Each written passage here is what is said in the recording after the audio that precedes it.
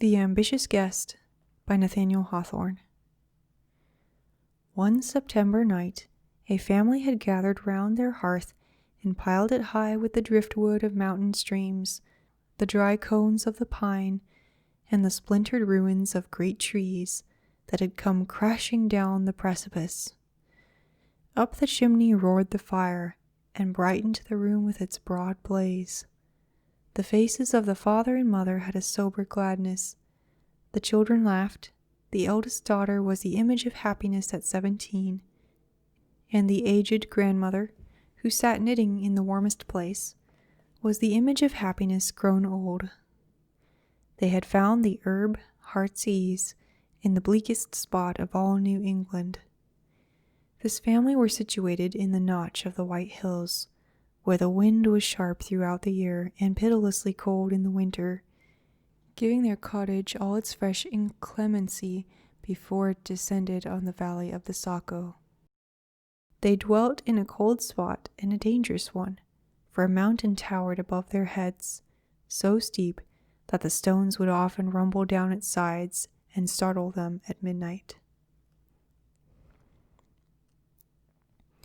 The daughter had just uttered some simple jest that filled them all with mirth, when the wind came through the notch and seemed to pause before their cottage, rattling the door with a sound of wailing and lamentation before it passed into the valley.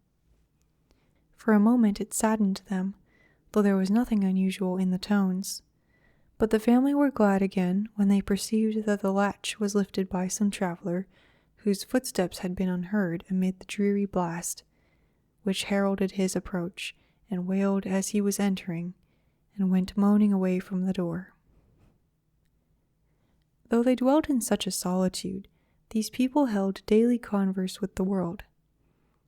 The romantic pass of the Notch is a great artery, through which the lifeblood of internal commerce is continually throbbing between Maine on one side, and the Green Mountains and the shores of the St. Lawrence on the other. The stagecoach always drew up before the door of the cottage. The wayfarer, with no companion but his staff, paused here to exchange a word, that the sense of loneliness might not utterly overcome him ere he could pass through the cleft of the mountain or reach the first house in the valley. And here the teamster, on his way to Portland Market, would put up for the night, and if a bachelor, might sit an hour beyond the usual bedtime and steal a kiss from the mountain maid at parting. It was one of those primitive taverns where the traveler pays only for food and lodging, but meets with a homely kindness beyond all price. When the footsteps were heard, therefore, between the outer door and the inner one, the whole family rose up, grandmother, children, and all, as if about to welcome someone who belonged to them, and whose fate was linked with theirs. The door was opened by a young man. His face at first wore the melancholy expression, almost despondency, of one who travels a wild and bleak road at nightfall and alone, but soon brightened up when he saw the kindly warmth of his reception. He felt his heart spring forward to meet them all, from the old woman who wiped a chair with her apron to the little child that held out its arms to him. One glance and smile placed the stranger on a footing of innocent familiarity with the eldest daughter. "Ah, this fire is the right thing," cried he, "especially when there is such a pleasant circle round it. I am quite benumbed, for the notch is just like the pipe of a great pair of bellows. It has blown a terrible blast in my face, all the way from Bartlett."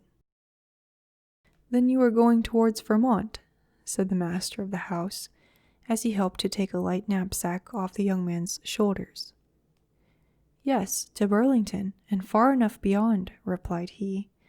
"I meant to have been at Ethan Crawford's tonight, but a pedestrian lingers along such a road as this. It is no matter, for when I saw this good fire and all your cheerful faces, I felt as if you had kindled it on purpose for me and were waiting on my arrival. So I shall sit down among you and make myself at home." The frank-hearted stranger had just drawn his chair to the fire, when something like a heavy footstep was heard without, rushing down the steep side of the mountain, as with long and rapid strides, and taking such a leap in passing the cottage as to strike the opposite precipice. The family held their breath because they knew the sound, and their guest held his by instinct.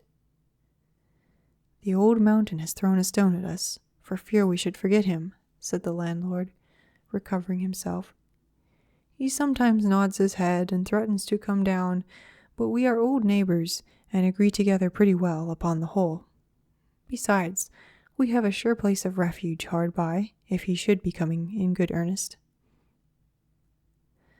Let us now suppose the stranger to have finished his supper of bear's meat, and by his natural felicity of manner to have placed himself on a footing of kindness with the whole family, so that they talked as freely together as if he belonged to their mountain brood.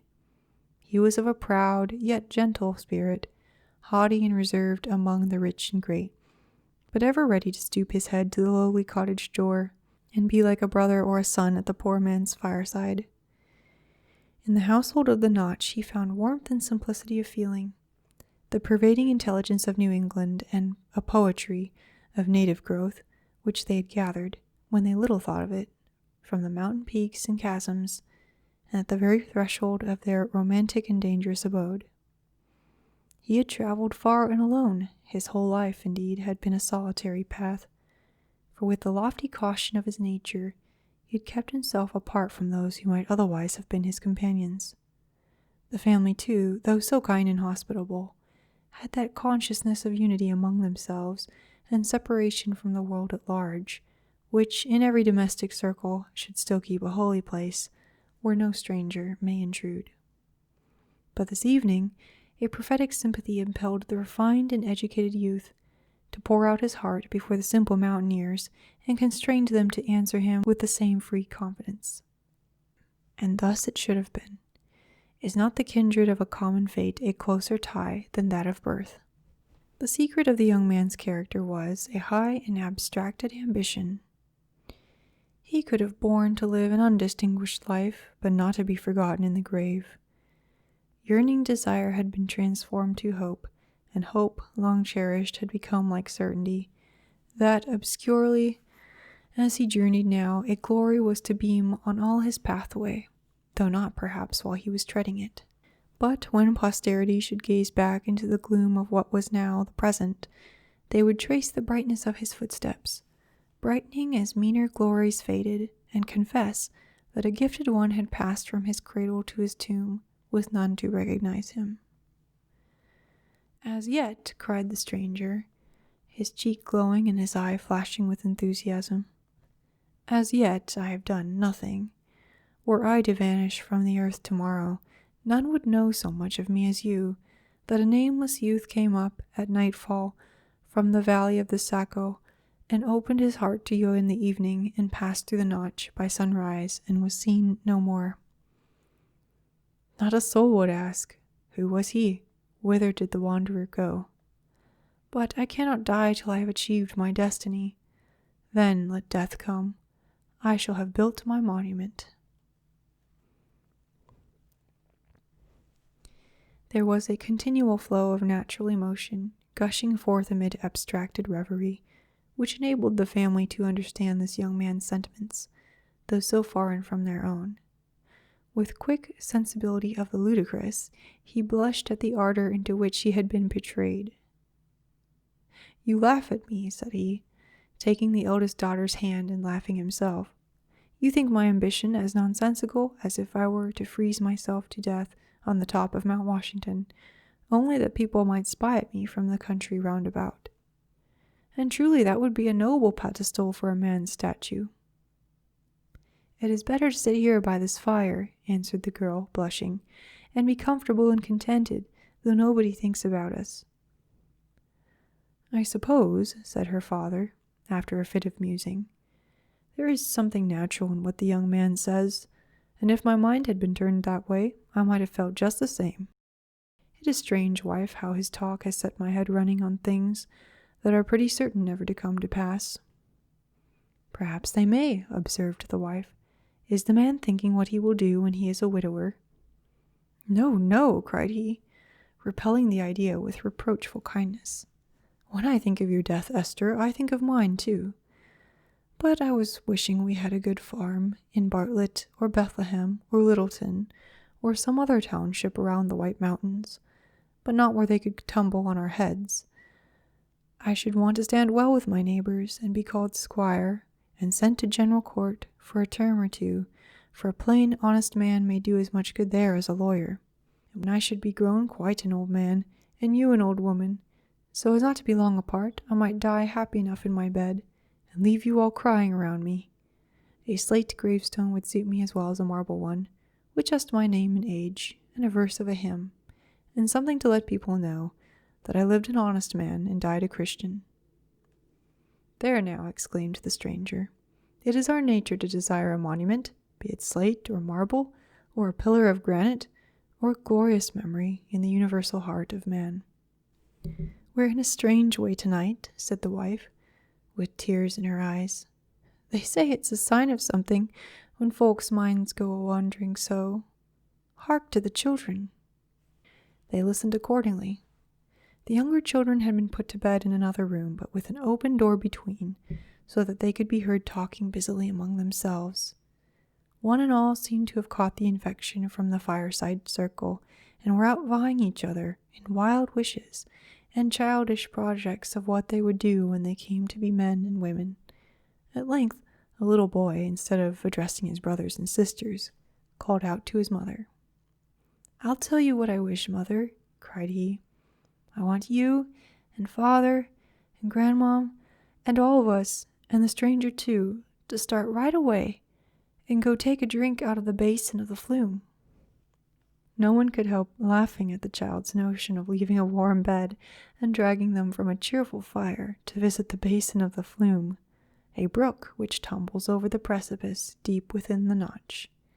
The boy had hardly spoken when a wagon rattled along the road and stopped a moment before the door. It appeared to contain 2 or 3 men who were cheering their hearts with the rough chorus of a song, which resounded in broken notes between the cliffs, while the singers hesitated whether to continue their journey or put up here for the night. "Father," said the girl, "they are calling you by name." But the good man doubted whether they had really called him, and was unwilling to show himself too solicitous of gain by inviting people to patronize his house. He therefore did not hurry to the door, and the lash being soon applied, the travelers plunged into the notch, still singing and laughing, though their music and mirth came back drearily from the heart of the mountain. "There, mother," cried the boy again. "They'd have given us a ride to the flume." Again they laughed at the child's pertinacious fancy for a night ramble. But it happened that a light cloud passed over the daughter's spirit. She looked gravely into the fire, and drew a breath that was almost a sigh. It forced its way in spite of a little struggle to repress it. Then, starting and blushing, she looked quickly round the circle, as if they had caught a glimpse into her bosom. The stranger asked what she had been thinking of.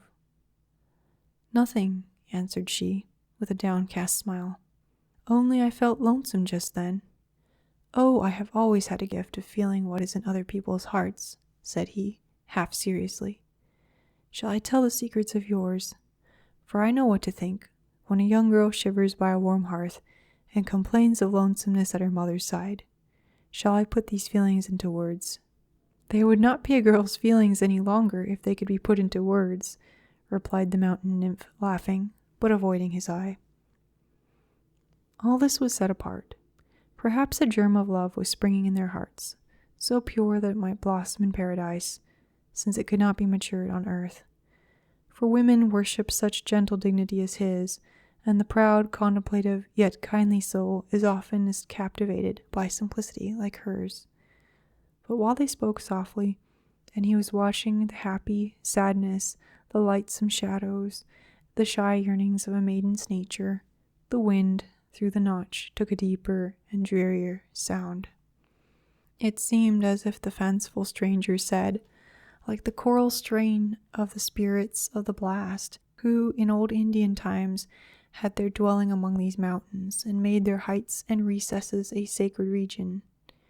There was a wail along the road as if a funeral were passing.